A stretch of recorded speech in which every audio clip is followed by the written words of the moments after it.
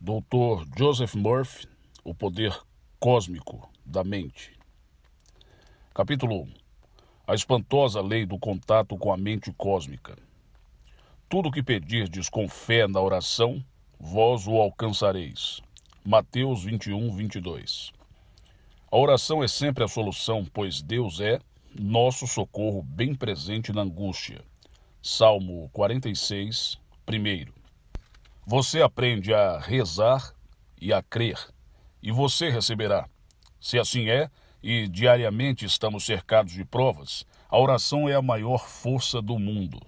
Qualquer que seja o problema, por maior que seja a dificuldade ou por mais complicado que o assunto pareça, a oração será capaz de resolvê-lo e de arranjar uma solução alegre e feliz. Após haver rezado, dê os passos que a prática parece indicar, porque a sua oração o guiará e orientará.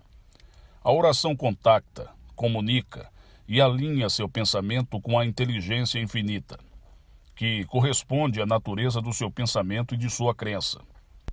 A oração lhe proporcionará aquilo que você quiser e aquilo de que você precisa em sua vida. Se você agir propositada, sincera e corretamente, conforme as leis da sua mente. A oração está constantemente realizando o aparente impossível e curando o chamado incurável. Na história do homem, não se concebe um problema que não tenha sido resolvido em alguma ocasião através da oração. Pessoas de todas as idades, de todos os países, de todas as religiões, têm acreditado no milagroso poder da oração. Deus não faz diferença entre as pessoas. Atos 10, 34. E está à disposição de todos os homens, qualquer que seja raça, credo ou cor. Os que receberam respostas maravilhosas às suas orações prestaram conscientemente ou inconscientemente reconhecimento, honra e devoção à receptiva inteligência infinita que habita dentro do homem. Lembre-se de que Deus é onipotente, onisciente e onipresente, que transcende o tempo, o espaço, a matéria ou os caprichos da humanidade. Fácil ver, portanto, que não pode haver limite para o poder da oração, porque, com Deus, tudo é possível. Mateus 19, 26. O milagre da oração. F. L. Hawson, notável engenheiro e um dos maiores cientistas da Inglaterra, autor da Life Wonderstone, conta a história de um regimento inglês sob o comando do coronel Whitsley, que serviu na Segunda Guerra Mundial por mais de 5 anos sem perder um só homem.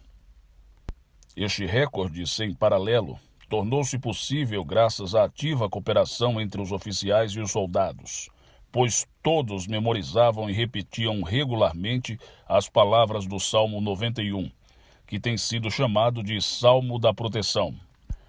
A Ralston Publishing Company, de Cleveland, Ohio, imprime para distribuição cartões do tamanho de uma carteira de notas com a história acima de um jado, sob o título Proteção para Soldados e Marinheiros, e o Salmo 91 do outro lado. Por uma constante repetição das verdades contidas no Salmo 91, os homens do regimento do coronel Whitsley adquiriram a sensação de serem guardados por uma presença superprotetora. Pela repetição, pela fé e pela esperança, essas verdades mergulharam na mente subconsciente deles, conferindo-lhes em todos os momentos uma convicção interior da proteção divina. Esse é um dos milagres da oração. Ele não pode ser enforcado. Li há alguns anos num artigo escrito pela falecida Amy Curtis Hopkins, autora de Resumé, um maravilhoso caso que se acha registrado nos arquivos de uma instituição penal. Apresentarei a essência do artigo. Há 70 anos, um homem foi condenado à forca. Entre o pronunciamento da sentença e a aplicação da mesma, ele apelou para o amor de Deus e implorou pelo perdão e pela liberdade. O homem havia realmente cometido o crime pelo qual havia sido condenado, mas ele ouvira dizer, ou lera, que Deus era o salvador do homem mau. Para a grande confusão e perplexidade dos homens da lei, Quando o criminoso foi conduzido à forca, o alçapão, que de hábito se abria ao menor peso, ficou preso no momento em que o homem pisou nele. Tentaram abri-la várias vezes, sem resultado, até que por fim o prisioneiro obteve a liberdade. O amor de Deus, com efeito, transcende todo conhecimento e ilumina o caminho que trilhamos. As maravilhas e bênçãos de Deus não têm fim. Deus não condena ou julga nenhum homem. A Bíblia diz: tu és tão puro de olhos que não podes ver o mal e não podes contemplar a iniquidade. Abacuque, capítulo 1, versículo 13. Você se julga pelos conceitos e crenças que mantém. Você está sempre escolhendo os pensamentos e, portanto, julgando-se a si mesmo. Deus o vê como se você fosse perfeito. O ser perfeito não pode ver imperfeição. Quando você se eleva em consciência ao ponto de se perdoar e purificar sua mente e o seu coração, o passado é esquecido e não é mais lembrado. Colher o que você semeou é inexorável. Apenas enquanto você não orar ou meditar nas verdades de Deus, por mais horrível que tenha sido o crime ou a ofensa, ele pode ser expurgado da mente junto com o castigo que ordinariamente deveria seguir-se. No entanto, meras afirmações de uma oração perfunctória não alterarão as coisas. São necessários uma vontade muito grande e a sede pelo amor e paz de Deus. Mas um intenso desejo de reformar-se para afastar o castigo que, de outro modo, deve seguir-se ao pensamento negativo e destruidor. Conheci na Inglaterra assassinos que se transformaram completamente através de sua realização interior com o amor de Deus. Eles renasceram totalmente e ficaram tão mudados que lhes seria impossível reincidir nos erros do passado. A oração pode mudar sua vida. Há cerca de 20 anos falei na Inglaterra com um homem que me confessou ter matado um outro. Ele tinha um grande desejo de se transformar e de renascer mental e espiritualmente. Escrevi uma oração especial para ele, com instruções sobre como fazê-la pelo menos 3 vezes ao dia, ou mais se ele quisesse. Eis a seguir a oração que dei a ele. Durante 15 ou 20 minutos, ele deveria implorar e sentir que o amor, a paz, a beleza, a glória e a alegria de Deus estavam fluindo através de sua mente e de seu coração, purificando, limpando, curando e restaurando a sua alma. Fazendo isso regularmente, essas qualidades e atributos de Deus iriam ressurgindo gradualmente dentro dele. O resultado dessa oração sincera foi um dos mais interessantes e fascinantes. Depois de alguns meses, ele me disse que uma noite todo o seu corpo e sua mente, bem como o quarto em que ele se achava, foram envolvidos por um grande clarão. Tudo o que ele podia recordar era que sabia ter todo o mundo dentro de si e que experimentara o êxtase e o transporte do amor de Deus. A sua sensação foi indescritível. Foi um momento que perdura para sempre. Na verdade, ele era um homem mudado. Experimentava e expressava o amor divino em sua mente e em seu coração. Eu soube que ele acabou por ensinar aos outros como viver, e tenho a certeza de que ainda está o fazendo em algum lugar. Você pode tornar-se o que anseia ser. Recentemente, um homem incapaz de se manter no emprego veio pedir-me que o aconselhasse. Ele bebia demais, era indolente, inconstante e tinha pouca determinação ou vitalidade. Disse-me que só se interessava por uma coisa: ir para o céu quando morresse. Expliquei-lhe que o céu é a paz de espírito e que a morte física não existe, que a única morte real é um processo psicológico onde se morre devido à ignorância, à superstição e à preguiça, e onde se consegue a ressurreição pela fé, pelo zelo, pelo entusiasmo, pela confiança e pela verdadeira atitude na vida. Ele começou a rezar a fim de que a inteligência infinita o guiasse e orientasse para a verdadeira atitude e para que ele prosperasse espiritual, mental e financeiramente. Aos poucos, ele começou a desenvolver um novo interesse e excitação pela vida, e a dedicar-se com vigor ao trabalho. Em pouco tempo, não só manteve o emprego, como também foi promovido a uma posição de maior responsabilidade. A nova atitude mental modificou-lhe toda a vida. E ele me disse: agora estou vivendo no céu. Com o que queria dizer que tinha saúde, desfrutava de harmonia e assumira uma atitude verdadeira. Como a inteligência infinita atendeu à oração dele. Há muitos anos fiz uma série de palestras em Auckland, na Nova Zelândia, no templo do Higher Talk, pensamento mais alto. No fim de uma de minhas palestras fui procurado por um homem que me disse: desejo desesperadamente ir a Nova York visitar minha filha, mas não tenho dinheiro. Repliquei: você assistiu à palestra? Ele respondeu: sim, mas sugeri-lhe que esquecesse as dúvidas e afirmasse definitiva e positivamente o que se segue. A inteligência infinita abre o caminho para que eu possa visitar minha filha na cidade de Nova York, por ordem divina. Ele fazia essa simples oração várias vezes ao dia. À noite imaginava e sentia que estava abraçando a filha, e esta lhe falava: paizinho, sinto-me tão feliz por você estar aqui. Antes de eu partir de Auckland, ele me telefonou para o hotel e falou: aconteceu um milagre. Um ex-sócio meu que me havia burlado em 1.000 libras arrependeu-se pouco antes de morrer e determinou que eu deveria receber aquela quantia imediatamente. Dentro de alguns meses, estarei a caminho da América. A inteligência infinita é sábia. Ela sempre atenderá a seu pedido e reagirá de acordo com a natureza dele. Seus métodos são imprevisíveis. A oração supera o preconceito racial. Um jovem soldado incorporado ao meu batalhão do exército me disse: sabe, durante vários anos antes da guerra, tentei entrar numa escola de medicina. Havia uma certa cota de alunos e eu sempre fui recusado devido à minha raça e religião. E, no entanto, minhas notas eram bem acima da média.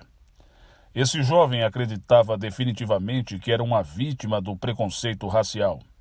Expliquei-lhe que a inteligência infinita não faz discriminação entre as pessoas e responde a todos os homens consoante a crença deles. Conversei com ele sobre a relação entre a mente consciente e a subconsciente. Ele começou a compreender que a sua mente subconsciente tinha a resposta, que ele possuía o know-how do caso. Como resultado da supracitada conversa, foi-lhe sugerida a seguinte experiência. À noite, quando fosse dormir, ele deveria imaginar ver um diploma de médico com o nome dele, declarando que ele era médico e cirurgião. Deveria tocar esse diploma com a mão da imaginação e experimentar uma alegria total.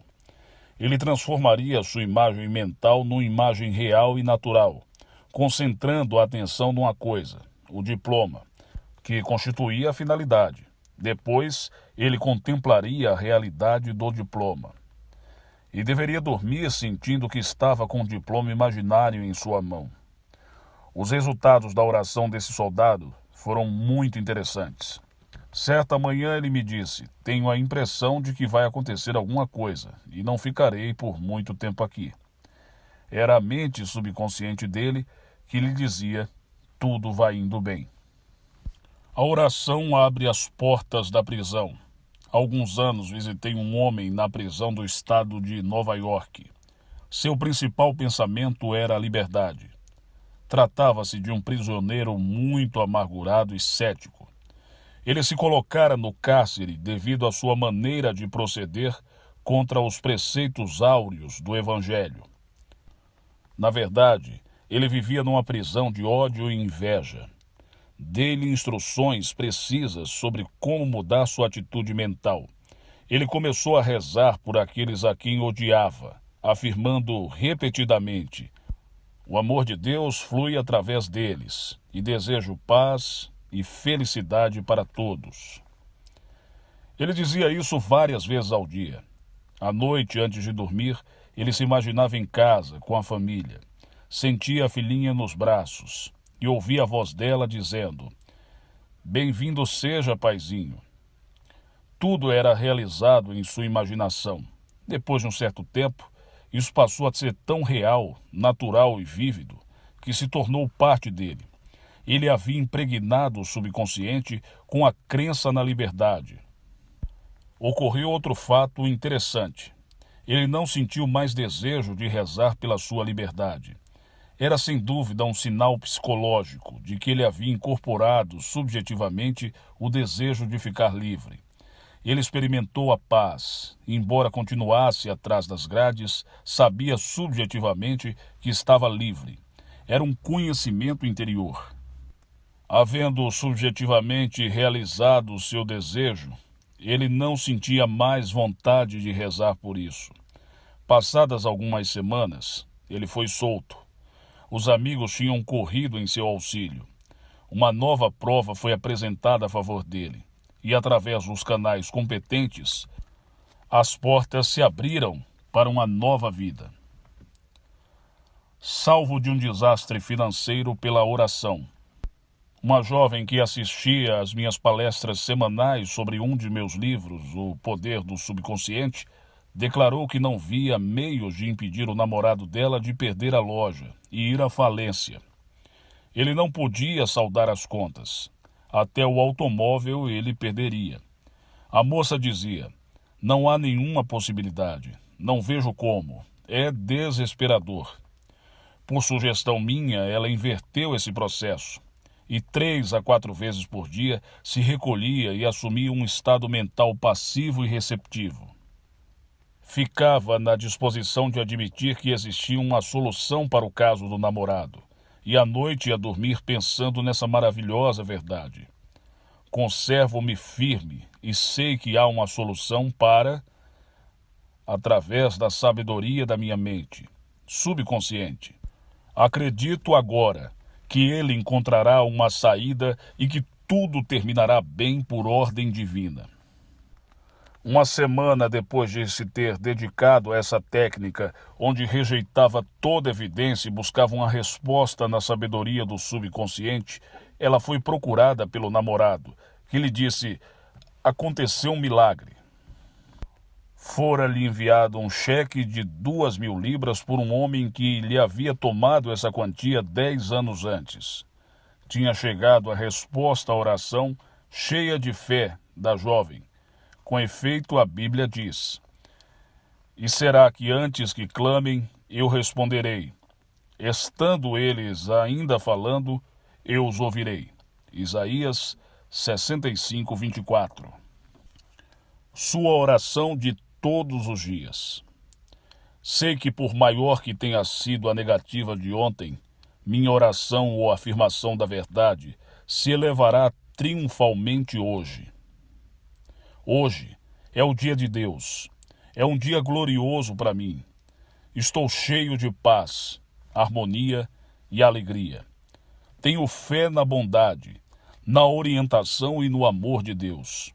Estou absolutamente convencido de que, no mais profundo da minha mente, recebo agora as impressões de meus pensamentos.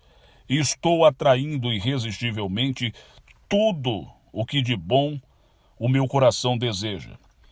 Deposito toda a minha confiança e fé no poder e sabedoria de Deus dentro de mim.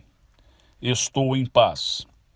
Escuto o convite da presença de Deus dentro de mim, dizendo: "Vinde a mim todos os que estáis cansados e oprimidos, e eu vos aliviarei." Eu descanso em Deus. E tudo está bem. Pontos a relembrar. Primeiro, a oração é sempre a solução. A oração é um desejo dirigido a Deus, e Deus o atende. 2. Com Deus tudo é possível. Deus é todo-poderoso e não conhece obstáculos. 3. Através da repetição das verdades do Salmo 91 e da fé e da esperança que depositar nelas, você pode levar uma vida cheia de encantos. 4. Uma fé total em Deus pode salvar você da morte. 5. Deixe que o amor e a paz divina penetrem o seu coração, e o passado vai ser esquecido e jamais lembrado. 6. A mudança de atitudes muda tudo em sua vida, e todo o seu mundo se funde na imagem de suas convicções dominantes. 7. Na oração, ignore as dúvidas e os temores, e reconheça que a inteligência infinita sabe como agir e possui o know-how da solução. 8. A inteligência criadora, que é Deus em todos os homens, não discrimina as pessoas e responde a todos conforme a sua fé. 9. A oração abre as portas do cárcere, quando você vive numa prisão psicológica de ódio, inveja e vingança. 10. Tudo o que pedirdes orando, crede que o recebereis, e tê-lo-eis. Marcos 11:24. 11. Há sempre um caminho. Acalme sua mente e saiba que Deus conhece a resposta. Por causa disso, você também a conhece. Eu e o Pai somos um. João, capítulo 10, versículo 30. Lei 2. A secreta lei da fé. Seja vós feito segundo a vossa fé. Mateus 9:29. A fé é uma maneira de pensar, uma atitude mental que obtém resultados. A fé falada na Bíblia é uma convicção baseada nas leis e princípios eternos, que jamais mudam. A fé é a fusão do seu pensamento com o seu sentimento, ou da mente com o seu coração. Tão completa, inflexível e impregnável que nenhum acontecimento ou fato externo pode abalar você. No capítulo 11º de São Marcos, lê-se um verso maravilhoso, o de número 23, sobre o poder da fé.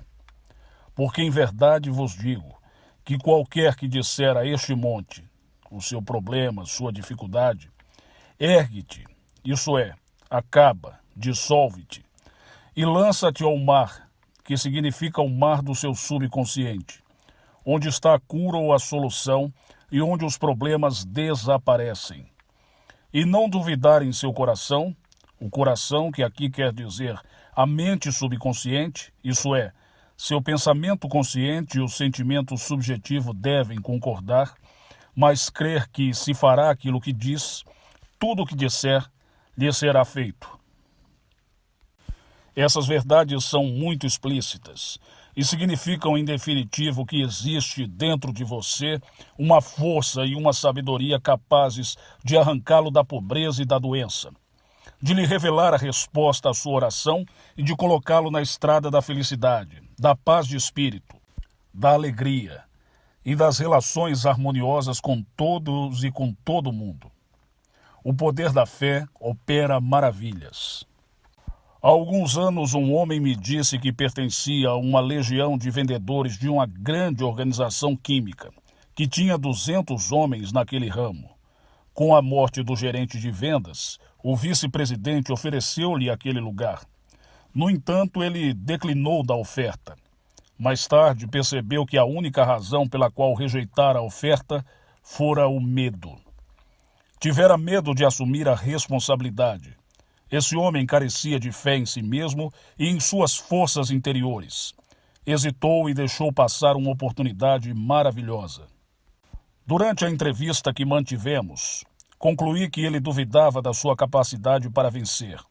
Foi Shakespeare quem disse: nossas dúvidas são traidoras, fazem-nos perder as coisas boas que muitas vezes podemos obter com medo de tentá-las. Esse homem alimentava uma profunda fé negativista. Expliquei-lhe que esse tipo de fé estava completamente deslocado. Ele só tinha fé na sua incapacidade e na inabilidade para aceitar a promoção e encarar a vida. No entanto, ele inverteu sua própria atitude mental e passou a afirmar ousadamente: estou reorientando minha maneira de pensar e de sentir. Não preciso de mais fé. Preciso é utilizar e aplicar o que possuo de maneira certa. Sei que minha mente subconsciente reage de acordo com o que penso de mim mesmo. Tenho fé na existência interior de Deus e sei que Ele me está orientando e guiando, que nasci para vencer e que a inteligência infinita me revela uma nova oportunidade. Sei que estou cheio de confiança e firmeza. Tenho fé em tudo o que é bom e vivo na alegre expectativa do melhor.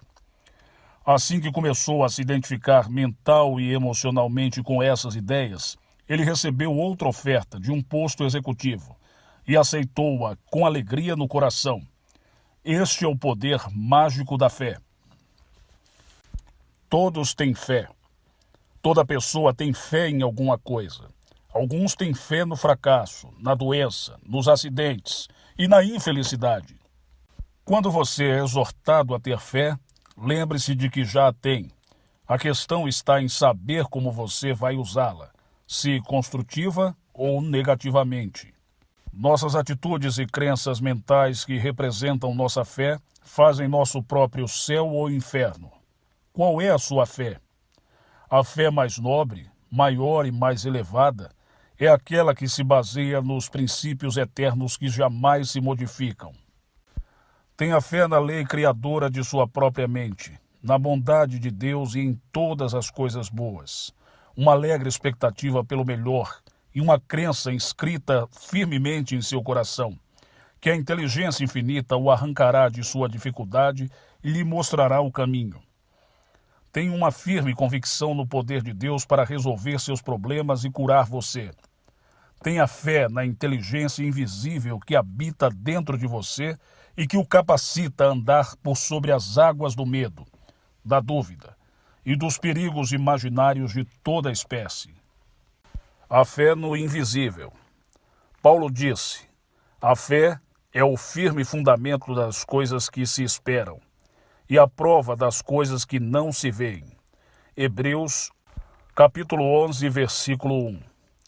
Todos os grandes cientistas, místicos, poetas, artistas e inventores são dotados e possuidores de uma fé e confiança duradoura nos poderes invisíveis que trazem dentro de si. Os cientistas e inventores têm fé na possibilidade de execução da ideia. A ideia de um rádio, embora invisível, era real na mente do inventor. A ideia de um automóvel era real na mente de Henry Ford. A ideia de uma nova estrutura é real na mente do arquiteto. A ideia deste livro existe em minha mente. E todas as páginas estão nascendo de ideias, pensamentos, imagens e crenças invisíveis que residem nela. Você deve considerar o fato de que seu desejo, ideia, sonho, novo espetáculo, livro, texto, viagem, empreendimento ou aventura, embora invisíveis, são reais em sua mente. O conhecimento de que sua ideia é real, que tem forma e substância no plano mental, confere-lhe fé científica e torna você capaz de andar sobre as águas da confusão, dos conflitos e do medo, até chegar a um lugar de profunda convicção em sua mente. Subconsciente. Tudo o que for dirigido para o seu subconsciente é projetado na tela do espaço. É assim que suas ideias são objetivadas. Como a fé triunfou. Há alguns anos, quando eu realizava umas palestras em São Francisco, entrevistei um homem que havia perdido a autoconfiança e que se sentia muito infeliz e abatido pelo rumo que seus negócios haviam tomado. Ele era gerente geral de uma grande organização. Seu coração estava cheio de ressentimentos para com o vice-presidente e o presidente da companhia. "Eles estão contra mim", exclamava. E devido a esse conflito interior, o negócio estava declinando. Ele não estava recebendo dividendos e sentia-se muito frustrado devido à falta de fé em si mesmo e em suas invisíveis forças interiores. Ele me declarou que não podia crer no que não podia ver, ouvir, tocar, provar ou cheirar. Perguntei-lhe: "Você é capaz de ver na sua mente o princípio da vida que está dentro de você? O amor que nutre por seu filho ou os pensamentos do seu cérebro?" Ele viu aonde eu queria chegar e aduziu: Sim, eu sei que estou vivo e que não posso examinar a vida por um microscópio ou analisá-la num laboratório químico. À medida que conversávamos, ele percebeu que, a fim de progredir nos negócios e de ter paz de espírito, era-lhe necessário lançar âncoras numa sabedoria e numa força que transcendiam a sua inteligência, as quais são substanciais e eternas. Ele decidiu unir-se mental e emocionalmente com a força interior localizada em sua mente subconsciente. Eis como ele rezou e resolveu o problema do seu negócio, fazendo essa oração várias vezes ao dia. Todos os que trabalham em nossa corporação são cheios de espíritos maravilhosos, verdadeiros elos de Deus na cadeia do seu crescimento, bem-estar e prosperidade. Eu irradio boa vontade em meus pensamentos, minhas palavras e atos, dirigidos aos meus 2 sócios e a todos os da minha companhia. Estou cheio de amor e de boa vontade para com o presidente e o vice-presidente da nossa companhia. Por meu intermédio, a inteligência infinita toma todas as decisões. Tudo o que ocorre em minha vida é certo. Envio pensamentos mensageiros de paz, amor, alegria e harmonia, que seguem à minha frente para o escritório.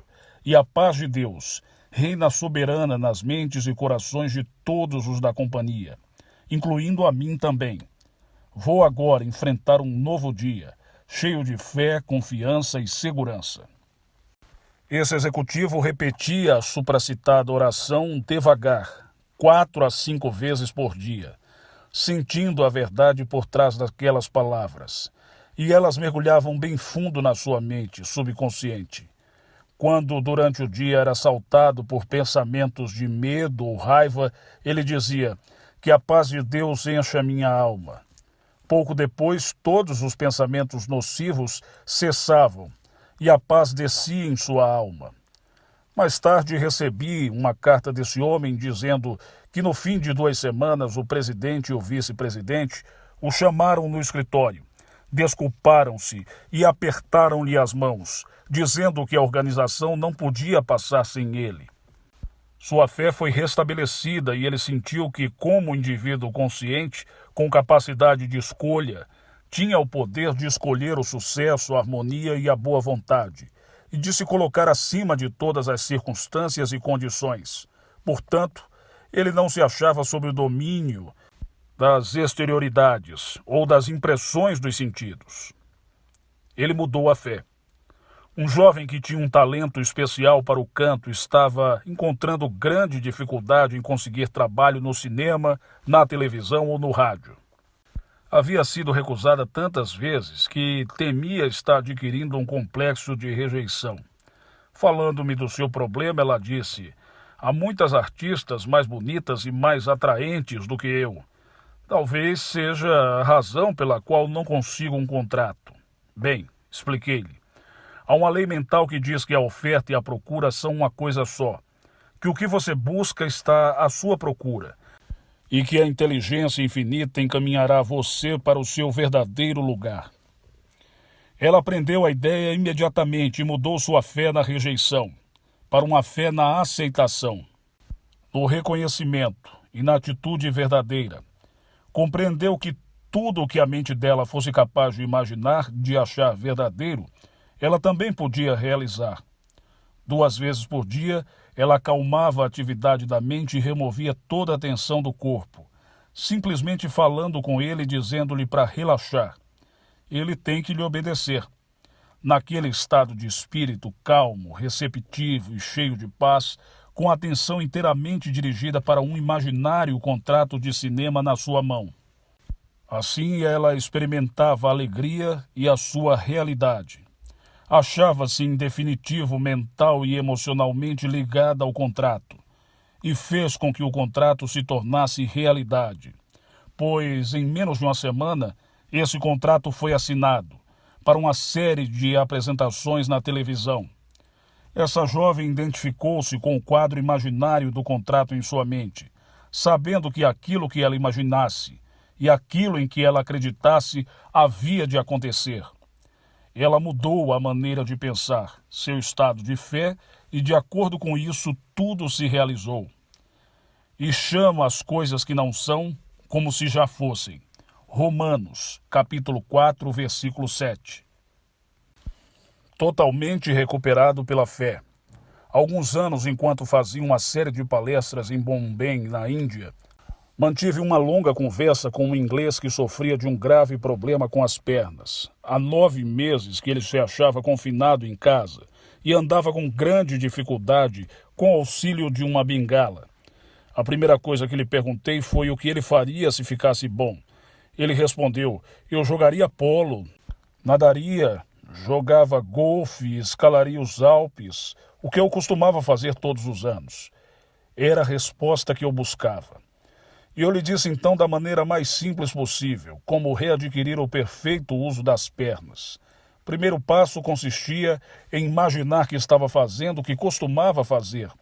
Sugeri-lhe que durante 15 ou 20 minutos, 3 vezes por dia, ele se sentasse em seu escritório e imaginasse que estava jogando polo. Ele devia assumir a disposição mental de estar realmente jogando polo. Em outras palavras, ele tinha de representar o papel de um ator, participando como todo ator do papel que caracteriza e dramatiza. Ele seguiu essas instruções com todo cuidado. Sentiu-se como se estivesse realmente jogando polo. Observe-se que ele não se via jogando polo. Isso teria sido uma ilusão. Ele converteu a situação em realidade, vivendo o drama em sua mente. Tornou-o tão real e tão vívido em sua imaginação que a tangibilidade do taco e a naturalidade do andar do cavalo se materializaram para ele. Ao meio-dia ele repousava a mente, relaxava o corpo e praticamente experimentava a sensação de estar envergando seus trajes de alpinista. Sentia o ar frio bater-lhe no rosto e ouvia as vozes dos seus ex-companheiros. Vivia o drama e sentia a solidez e a dureza das rochas. À noite, antes de dormir, ele jogava uma imaginária partida de golfe. Empunhava o taco, tocava a bola com a mão, colocava no lugar. Desferia o golpe, balançava o taco e se deleitava em ver onde a bola ia parar. Era como se estivesse disputando uma boa partida. Depois ia dormir muito satisfeito e feliz com as imaginárias experiências do dia. Em 2 meses, as pernas desse homem estavam curadas e ele fazia tudo o que pensava não mais poder realizar. Pouco a pouco, as imagens dele impregnaram as camadas mais profundas do seu subconsciente, onde reside o poder de curar. Daí resultando uma ação reflexa que correspondia à sua imagem mental e às suas sensações. O seu subconsciente reproduziu fielmente o que ele havia ali imprimido. A fé é a sua mente. Na verdade, você é invisível. Os outros não veem os seus motivos, seus sentimentos, sua fé, sua confiança, seus sonhos, suas aspirações, seus anseios e o princípio vital que reside dentro de você. Quando você se lembrar disso, saberá que é invulnerável, eterno e imortal, que não é um escravo das circunstâncias. A vida divina vive, agita-se e existe em você, e você vive, agita-se e existe nessa mesma vida divina. Tudo em seu mundo, caro leitor, é a manifestação de sua fé no invisível. Essa presença onipotente chamada Deus é receptiva ao seu pensamento e ao seu sentimento. Por exemplo, se você exclamar, eu sou forte e poderoso, você se tornará forte e robusto. Sua fé é algo em que você se transforma, porque você manifesta e objetiva em seu mundo o que realmente acredita de si próprio. A fé sem obras é morta. Tiago, capítulo 2, versículo 26. Em outras palavras, você vê as obras da fé em sua mente, em seu corpo e em seus negócios. As obras da sua fé aparecem em seu negócio, em seu lar, nas funções do seu corpo e em todas as suas realizações. Os frutos da fé são a saúde, a felicidade, a paz, o amor, a boa vontade, a abundância, a segurança, a firmeza, o equilíbrio, a serenidade e a tranquilidade. A fé na inteligência infinita. Recentemente, uma jovem não sabia se aceitava um lugar em Nova York, ganhando muito mais dinheiro, ou se permanecia em seu emprego em Los Angeles. Ela acalmou seus pensamentos e perguntou-se: qual seria minha reação se eu tomasse a decisão acertada agora? E respondeu a si mesma: eu me sentiria maravilhosamente bem, ia me sentir feliz se tomasse a decisão certa. Agindo como sou, eu serei.